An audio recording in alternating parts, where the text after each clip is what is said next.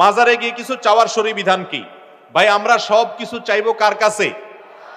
নামাজের মধ্যে সূরা ফাতিহাতে আমরা বলি ইয়্যাকা না'বুদু ওয়া ইয়্যাকা নাস্তাঈন, আল্লাহ আপনারই ইবাদত করি আর সাহায্য কার কাছে চাই? মাজারে। আল্লাহ আপনার ইবাদত করি আর মাজারে গিয়ে সাহায্য চাই, এই কথা বলছি? বলি আল্লাহ আপনারই ইবাদত করি আর সাহায্য কার কাছে চাই? আপনার কাছে একমাত্র সাহায্য চাই। ইয়্যাকা নাস্তাঈনের অর্থ আপনার কাছে সাহায্য চাই না। ইয়্যাকা নাস্তাঈনের অর্থ হলো শুধুমাত্র কেবল আপনার কাছেই সাহায্য চাই। তাহলে কোনো মাজারে গিয়ে কোনো সাহায্য চাওয়া যাবে?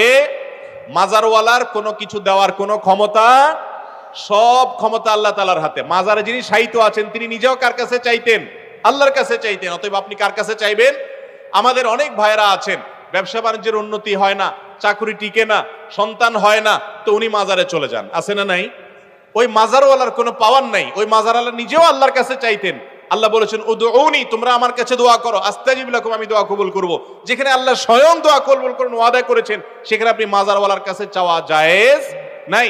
যদি কেউ মাজারওয়ালার কাছে চায় এবং প্রার্থনা করে এবং তাকে আল্লাহ রাব্বুল আলামিন যেরকম যা খুশি তা যা দিতে পারেন, সেই ব্যক্তি এরকম দেওয়ার ক্ষমতা রাখেন, এই বিশ্বাস রেখে তার কাছে শিরক হবে, ঈমান চলে যাওয়ার মতো বিষয় হবে। আল্লাহ আমাদেরকে বুঝার তৌফিক দান করুন।